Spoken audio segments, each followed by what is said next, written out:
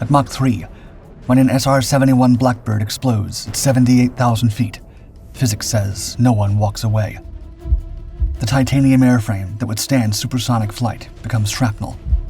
The ejection seat, built to save pilots, becomes useless when there's no cockpit left. The pressure suit, designed for the stratosphere, means nothing when the aircraft simply ceases to exist.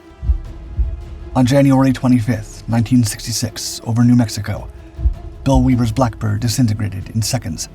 Twisted metal, scattered across 150 square miles, nothing recognizable remaining. Then Bill Weaver woke up, falling at 70,000 feet. No aircraft around him, no copilot, just darkness from a frozen faceplate, the roar of thin air, and 14 miles of empty air between him and the ground. From Lockheed's covert skunk works emerged the SR-71 Blackbird, a Cold War answer to the relentless demand for untouchable reconnaissance. First taking flight on December 22, 1964, this machine was built to outrun and outfly anything else in the sky. Its capabilities were staggering. For nearly a quarter century, it held the crown as the world's fastest operational aircraft.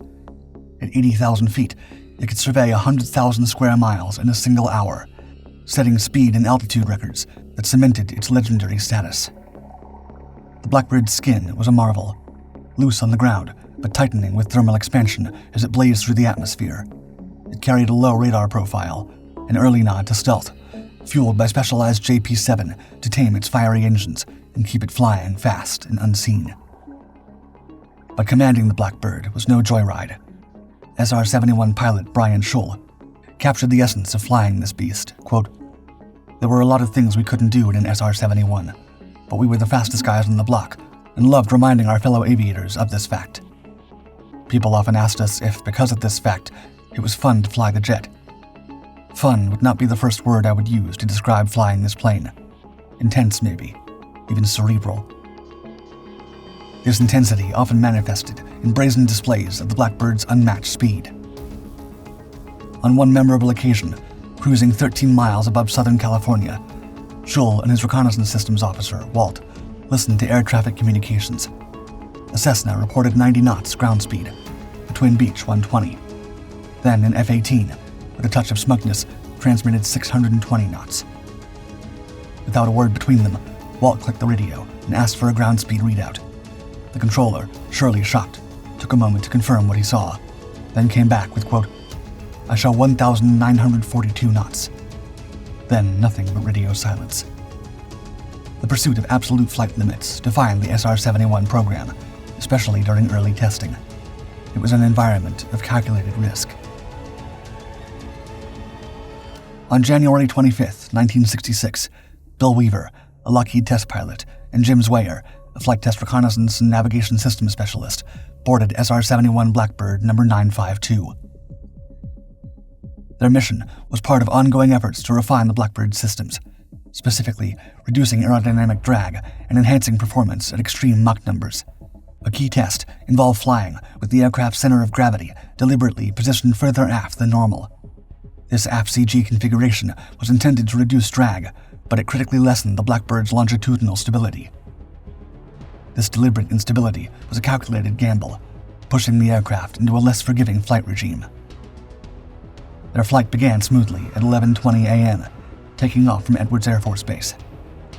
After the first leg of the mission, they refueled from a KC-135 tanker. Then, as Bill Weaver recounted, quote, "We turned eastbound, accelerated to a Mach 3.2 cruise speed, and climbed to 78,000 feet, our initial cruise climb altitude. At this supersonic speed, the Blackbird was covering ground at over 2,100 miles per hour, streaking through the stratosphere, where the sky appeared almost black and the Earth's curvature was visible. In this environment, the air is razor-thin, which has an impact on engine performance. Several minutes into this high-speed, high-altitude cruise, as they entered a planned 35-degree bank turn to the right, the automatic control system for the right engine's inlet failed, forcing an immediate switch to manual control. The Blackbird's unique J-58 engines relied on a precise system to slow supersonic air entering the inlet to subsonic speeds before reaching the engine. This was achieved by carefully adjusting an internal spike and bypass doors. When this intricate process went wrong, an inlet unstart occurred. The shockwave, normally sealed inside the engine inlet, was violently expelled forward. The consequence was immediate: explosive thrust loss from the affected engine, accompanied by powerful banging noises and violent yawing motion, like a train derailing. The unstart on the right engine forced the Blackbird into an uncontrolled roll further right, and its nose began pitching sharply upward. Bill Weaver instinctively shoved the control stick to its limit, left and forward. The aircraft didn't respond. In that instant, he understood the gravity of their situation. He tried communicating with Jim, urging him to stay with the aircraft, hoping to regain control at lower speed and altitude. Weaver knew the prospects of survival from an ejection at Mach 3.18 and 78,800 feet were virtually non-existent. But the rapidly mounting G-forces distorted his words, making them incoherent, a fact later confirmed by the cockpit voice recorder. The aircraft was racing toward catastrophe. The forces on the Blackbird's airframe escalated beyond any measure of flight control authority. The combination of system malfunctions, reduced longitudinal stability, increased angle of attack, and sheer supersonic speed created an insurmountable challenge. Bill Weaver later described the experience, noting an odd distortion of time amid extreme peril. Quote, "Everything seemed to unfold in slow motion. I learned later the time from event onset to catastrophic departure from controlled flight was only 2 or 3 seconds." While still trying to reach Jim over the intercom, extreme G-forces overwhelmed Bill, causing him to lose consciousness. In that terrifying moment, the impossible occurred. The SR-71 literally shattered around them. Weaver became a passenger in a descent he couldn't influence. His first flicker of awareness came as a hazy thought, a fleeting hope that he was trapped in a nightmare. But as consciousness slowly returned, chilling reality replaced the delusion. As he put it, quote, "As full awareness took hold, I realized I was not dead, but had somehow separated from the airplane. I had no idea how this could have happened.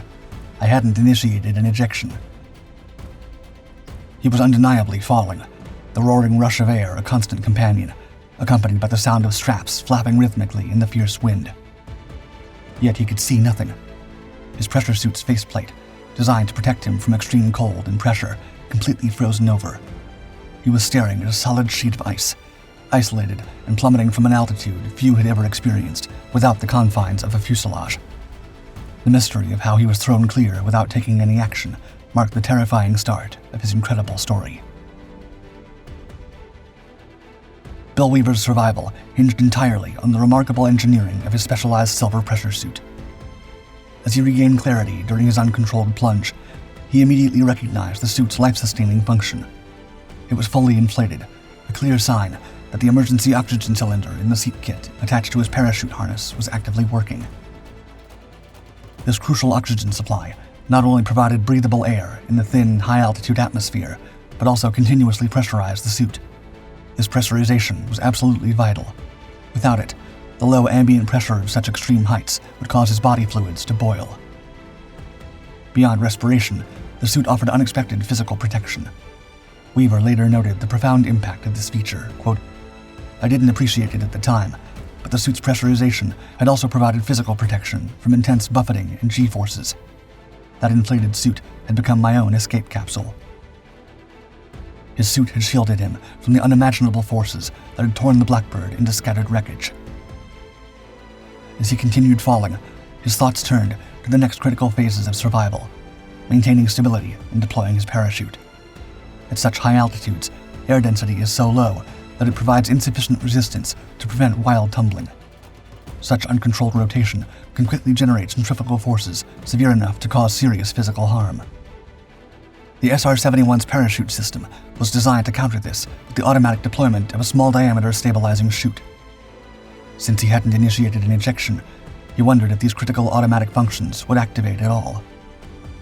To his immense relief, he quickly sensed he was falling straight down, not tumbling. The small stabilizing chute had deployed as designed, silently performing its crucial task. His next major concern was the main parachute, programmed to open automatically at 15,000 feet. Again, the absence of an intentional ejection left him with no guarantee this automatic function would engage. Unable to see through his iced-over faceplate, he couldn't estimate his altitude or precisely locate the manual activation D-ring on his harness, his hands numb from freezing temperatures. Just as he resolved to try clearing his faceplate to gain visual reference, a sudden, powerful deceleration pressed against him. The main parachute had opened. With renewed hope, he strained to raise the frozen faceplate, discovering its latch was broken. Holding it up with one hand, he finally looked down upon a vast, clear winter landscape. Visibility was unlimited.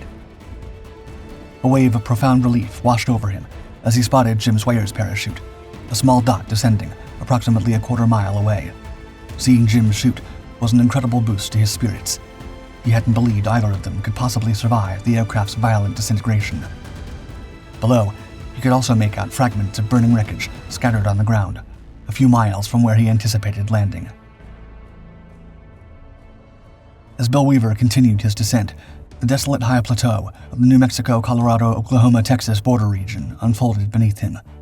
The landscape, marked by scattered snow patches and devoid of human structures, seemed unwelcoming for a forced landing.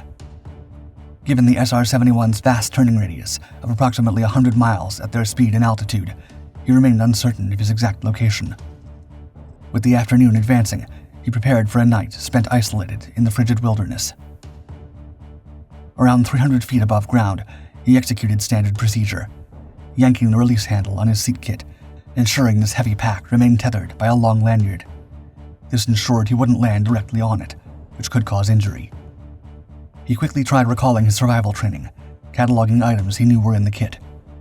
Looking directly below, he was surprised to see a fairly large animal, possibly an antelope.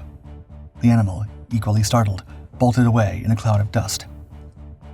His own landing was remarkably gentle, as he described it, quote, "My first ever parachute landing was pretty smooth. I landed on fairly soft ground, managing to avoid rocks, cacti, and antelopes. Despite the smooth touchdown, the large parachute canopy billowed energetically in the wind.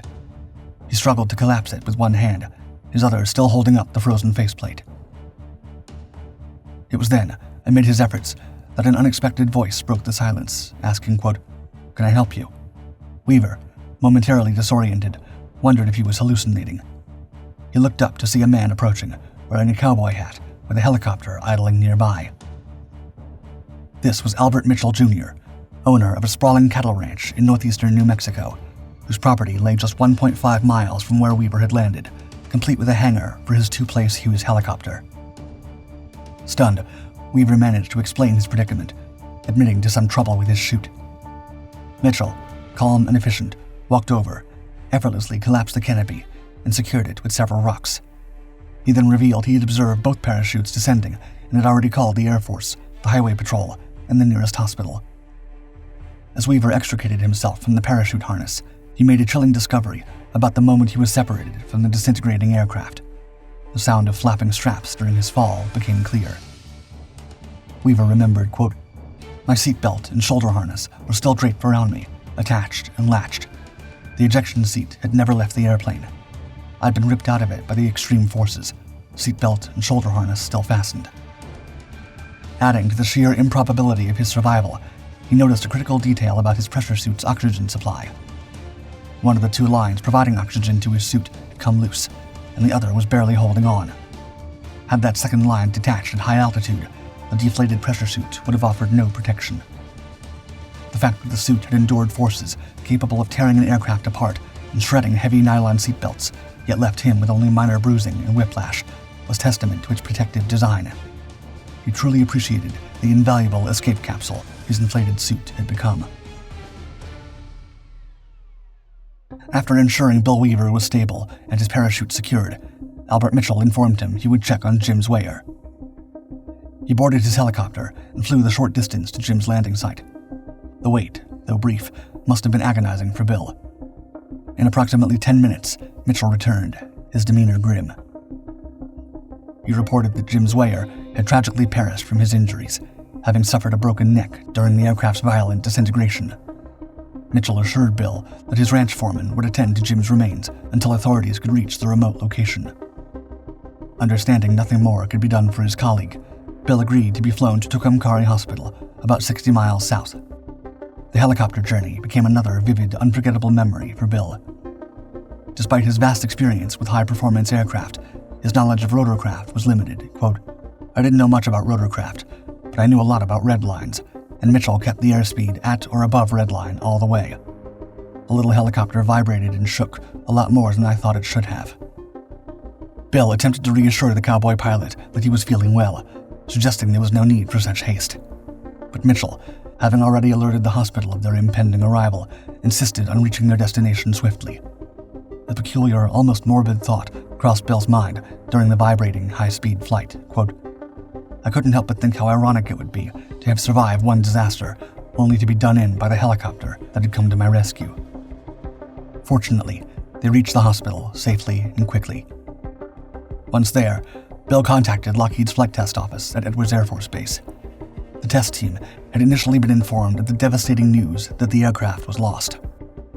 Given the extreme flight conditions at the time, their initial assumption was that no one could have survived the incident. Bill quickly explained what had transpired, providing remarkably accurate details of the flight conditions leading up to the breakup. His survival, impossible by all conventional standards, would immediately set in motion a comprehensive effort to understand the accident and prevent future occurrences.